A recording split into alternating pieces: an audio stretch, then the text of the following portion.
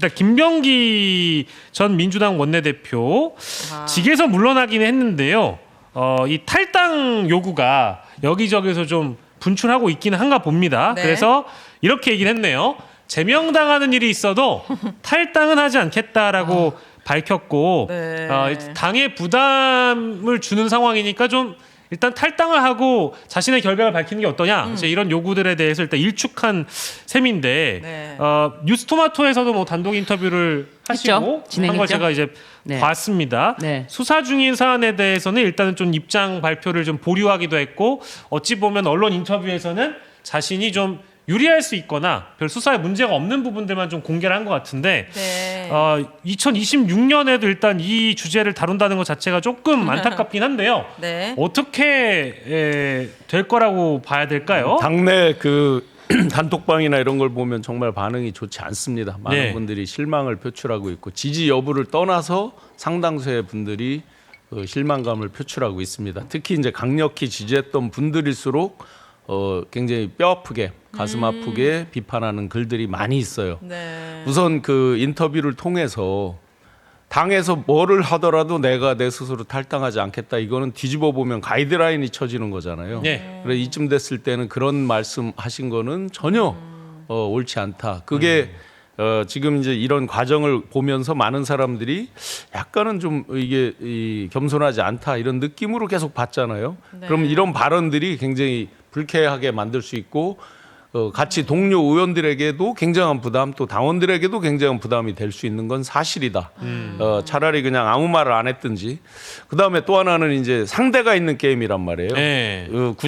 수사로 친다면 뭐 인지 수사 이런 게 아니라 상대가 분명히 고소고발 이런 게 있는 게임이란 말이죠. 이런 게임에서 특히나 가불관계처럼 이제 많이 논란이 돼 왔잖아요.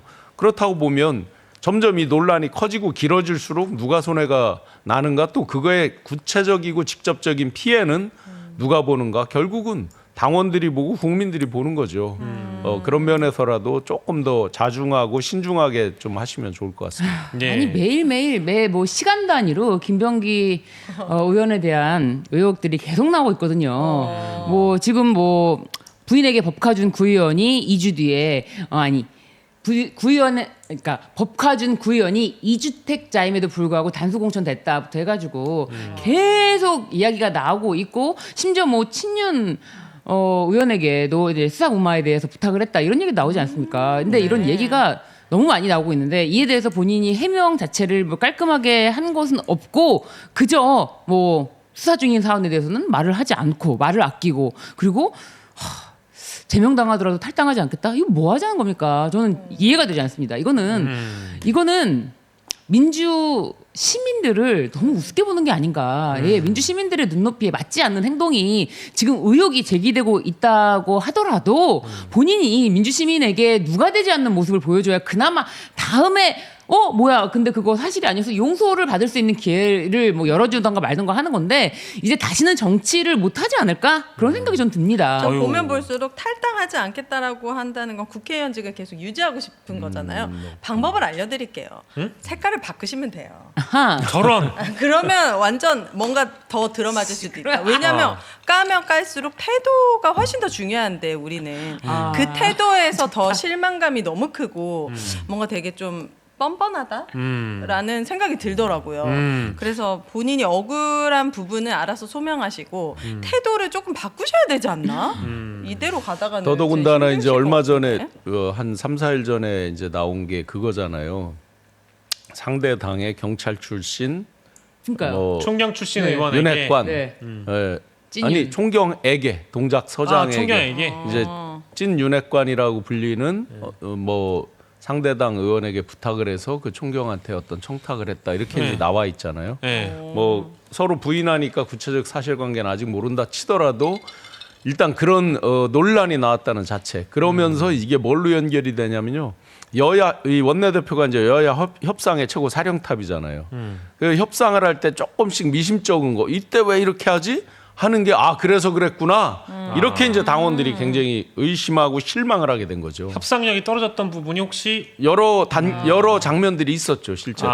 그리고 우리는 김건희한테 질려 있어요. 근데 왜 자꾸 김병기 의원은 부인이 등장합니까? 이런 부분이 굉장히 우리 국민들이 싫어하는 트라우마를 다시 떠오르게 한다라는 생각이 들었습니다. 상당히 이제 여러 가지 의혹들이 있는 상황이고 뭐 의혹을 개별적으로 뭐 이제 대부분 이제 언론들이 취재하는 과정에서 반론을 듣기 위해서 김병기 의원 쪽에 질문은 해보거든요. 네. 근데 적극 부인을 하는 경우가 제일 많은 거고 두 번째로는 언론 인터뷰에서는 수사 중인 사안이니까 일단 답변을 좀 보류하는 형태의 답변들이 많은 것 같고요.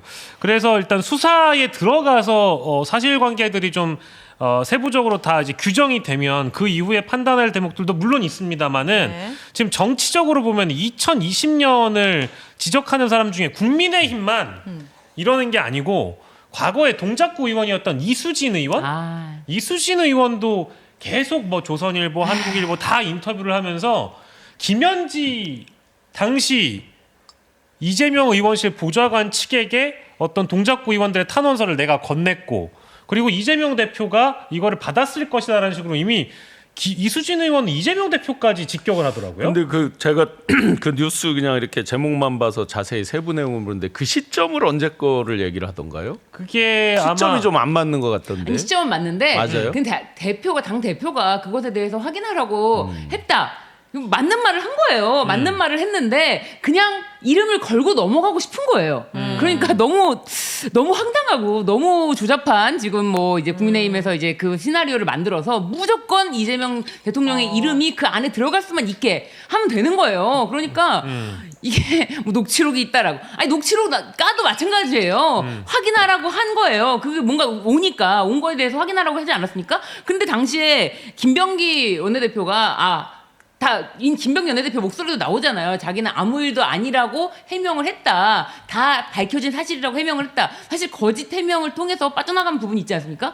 그런데 그러니까 사실상 이재명 대통령이 당시 이제 대표일 때 아무런 연결점은 없고 보고가 들어가도 해명하라고 한 거고 소명이 된 줄 알고 뭐 그 정도 아닌가. 근데 이거를 가지고 괜히 이름을 같이 걸고 넘어가는 게 너무 괘씸하다. 그러니까 그렇기 때문에 한국일보하고 조선일보 인터뷰를 저는 이수진 그 전 의원이 주장한 걸 다 봤거든요. 네. 근데 그게 일단은 시점은 2020년에 그 동작구 의원 2명이 2020년, 네, 22년 2020년으로 제가 기억을 하는데 지방선거는 22년인데 2020년 총선 2022년 지방선거 3월경 네. 동작구 모 구의원 둘이 김병기 의원 아내에게 몇 천만 원을 건넸다가 3개월에서 5개월 지났다 돌려받았다. 이런 어떤 사실관계에 담겨 있는 탄원서를 이수진 의원 쪽에서 2023년쯤에 이재명 대표 시절에 김현지 보좌관한테 건네줬다라고 지금 주장하고 있는 거거든요. 근데 그 얘기를 누구를 건네서 들었느냐 하면 이수진 전 의원의 보좌관이에요. 네. 그러니까 이수진 전 의원의 보좌관이 김현지를 거쳐서 이재명에게 갔다라고 지금 추론을 하고 있더라고요. 그래서 확실하다. 이거는 이재명 대표가 알고 있었던 일이다. 그러면서 당시에 윤리감찰단 안에 김병기 의원이 당시에 또 역할을 또 하고 있었기 때문에 네. 지방선거 선거 기간에 여러 탄원서들을 받아서 실제 어떤 거를 묵살하고 어떤 거는 처리하고를 김병기 의원이 하는 자리에 있었기 때문에 자기의 탄원서를 김병기 의원이 묵살했을 거라고 아예 주장을 하고 있더라고요. 근데 이제 이수진 의원 뭐 개인적으로 모르는 분인데 그 기본적으로 본인이 의혹 제기하는 거에 핵심이 뭐냐가 중요한 거잖아요. 그 네. 김병기 의원에 대한 이야기를 하고 있는 거잖아요. 네. 주변에 대해서 자기가 직접적으로 확인하거나 직접적으로 컨택을 하지 않은 부분에서 어떤 추론성으로 그래도 전직 의원을 지낸 분이 이렇게 하는 것들에 대해서는 뭐 진짜 그런 거라면 심히 유감이죠. 저는 아니, 어떤 빌드업 과정으로 자꾸 읽혀지는데. 녹취가 있다고 심지어 주장한 녹취가 게 있다고 계속 얘기하고 있어요. 조선일보에 났더라고요. 네. 네. 그럼 공개를 하면 되잖아요. 공개를 하면 되죠. 네. 아마 제가 아는 한 대통령님도 그렇고 그 김현지 지금 저 비서관도 그렇고 그런 일이 접수가 됐을 때 뭐를 어떻게 하라고 구체적으로 뭐를 이렇게 의혹을 살 만한 발언을 할 분들이 아니에요. 맞아요. 기본적으로. 그래서 김병기의 그 녹취에도 목소리가 나오잖아요. 그 뭐 후보한테 자신이 이건 다 소명된 일이다, 다 해결된 일이다라고 했다. 그래서 기다려보겠다. 뭐 이런 식으로 말하는 게 나오지 않습니까? 그러니까 이제 어쨌든 이런 문제가 들어오면은 본인에게도 소명 기회를 주는 거잖아요. 그래서 김병기에게 소명 기회를 줬더니 김병기가 다 해결됐다 이렇게 말을 했고 그에 대해서 뭐 확인해 봐라라는 지시까지 내린 것이지 더 뭐 어떤 그 이상이 없는데 이거를 끌고 넘어가는 작태를 지금 계속 연출시킬 수 있게 하는 게 바로 김병기 지금 의원의 모습이다. 네. 아무튼 뭐 여러모로 좀 아쉬운 상황들이 계속 나오고 있고 네. 과거에 민주당 의원 출신이었던 이수진 의원까지 이제 공격적으로 인터뷰를 하면서 국민의힘이 이재명 대통령까지 겨냥하며 특검하자고 지금 주장하고 네. 있다라는 거 그런 상황이 됐습니다. 특검하자고 주장하고 있어요. 신났어 예, 지금. 그래서 지금 신났다. 신났는데 어. 우리게 또 장동혁 대표가 있으니까 예. 장동혁 대표가 참 열심히 예.